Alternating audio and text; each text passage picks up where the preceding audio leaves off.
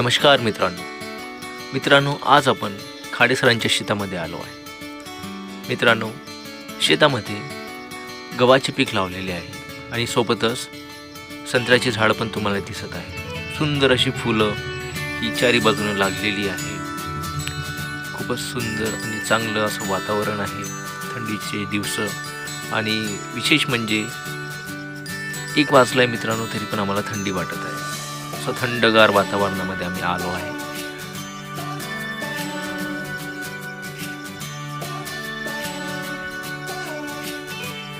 बघू शकता किती सुंदर अशी फुलं लागलेली आहेत. शेतामध्ये पाणी देणं सुरू होतं मित्रांनो. गव्हाला पाणी देणं सुरू आहे. चारी बाजूला गव्हाचं धानाचं पीक लागलेलं आहे. मित्रांनो, आज आपण मुंबईचा बाम हा मासा बनवण्यासाठी शेतामध्ये आलो आहोत. शेतामध्ये चुलीचं आम्ही पेट लावली आणि त्याच्यावर गंज लावला. गंजामध्ये तेल टाकून आता आम्ही तेल गरम करायला ठेवले. लागणारं सगळं साहित्य आम्ही गोळा केलेला होता. ताजी कोशिंबीर, मिरची, हळद, सोबतच आम्हाला जे पण साहित्य लागणार होतं ते आम्ही घेतलेलं आहे. बघू शकता मित्रांनो, अशा प्रकारे आपण आधी मासे जे आहे ते तेलामध्ये टाकले होते आणि तेलामध्ये टाकून आम्ही त्याला फ्राय करायला ठेवलं होतं. एक पीस आम्ही चांगल्या प्रकारे त्याला फ्राय करत होतो, जेणेकरून त्याला एक विशिष्ट चव येणार होती. मित्रांनो, बाम मासा खूपच चविष्ट असतो. बघू शकता चांगल्या प्रकारे मोठ्या बाबांनी त्या सगळं माशांच्या पिसाला फ्राय करायला सुरुवात केली आणि एक करून ते फ्राय होत होते. सोबतच लागणारा मसाला पण आम्ही काढायला सुरुवात केली. जो खडा मसाला असतो त्याला आम्ही चांगलं बारीक पिसून घेतलं. मित्रांनो, आता आम्ही वाटण टाकलं होतं. तो वाटण कांदा, लसूण, खोबरा आणि त्याच्यामध्ये कोशिंबीर असं सगळं टाकलेलं होतं. मित्रांनो, खडा मसाला आम्ही घेतलेला होता जो बाजारामध्ये भेटतो. बघू शकता आता वाटण आपलं तेलमध्ये फ्राय होत होतं आणि त्याचप्रमाणे बाकी लागणारं साहित्य पण आपण रेडी करून ठेवत होतो.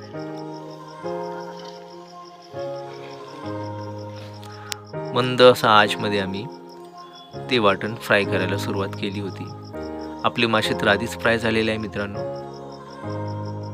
फ्राईड मासे पण खूपच चविष्ट लागत होते खायला. आम्ही त्याची टेस्ट घेतली तर खूपच चांगलं वाटत होतं. बघू शकता आता आपण त्याच्यामध्ये मिरची टाकलेली आहे. मिरची थोडी जास्त घेतली आहे मित्रांनो, कारण विदर्भामध्ये थोडी मिरची जास्त खातात.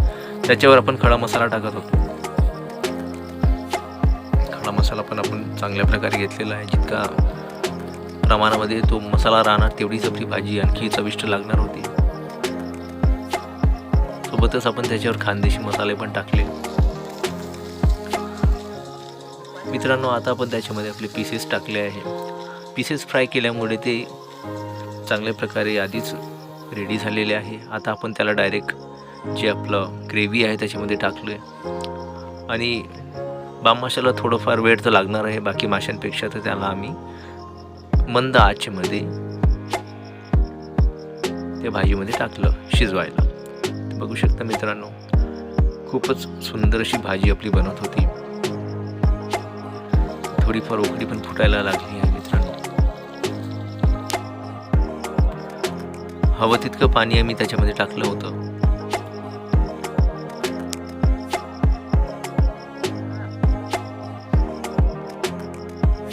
ताजी कोशिंबीर आणली आहे मित्रांनो, ते पण आम्ही काढून घेतली.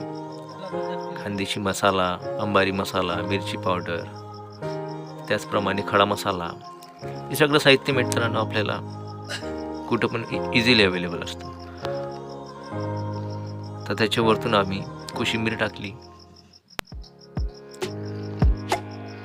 कोशिंबीर मित्रांनो जितकी जास्त असेल तितकी चांगलीच वाटते. आणि ताजी कोशिंबीर आम्ही शेतामधूनच आणली होती. त्या भाजीला खूपच चांगला असा सुगंध येत होता. वरतून मित्रांनो थोडा मी खानदेशी मसाला आणखी टाकला, जेणेकरून त्याला आणखी स्वाद येईल. आता चांगल्या प्रकारे आपल्या भाजीला उकळी आलेली होती आणि आपला बाम मसाला चांगला पकत होता. खूपच सुंदर असं वातावरण आहे. सगळीकडे हिरवीगार अशी गव्हाची शेती आहे मित्रांनो.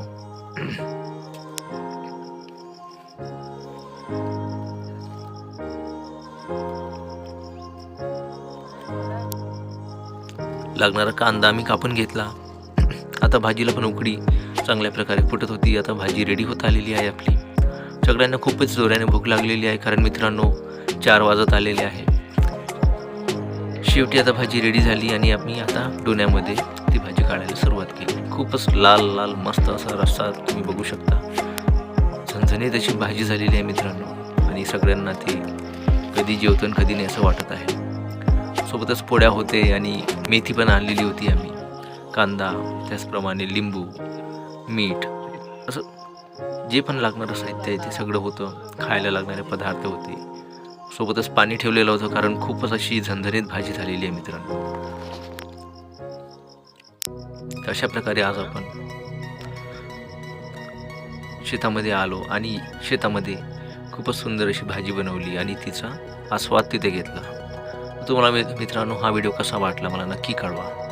आणि शेतामध्ये जी वेगवेगळ्या प्रकारची फुले असतात ते पण मी तुम्हाला यामध्ये दाखवायचा प्रयत्न केला आहे. तर तुम्ही बघू शकता, हे पण खूपच सुंदर अशी फुलं शेतामध्ये लागलेली.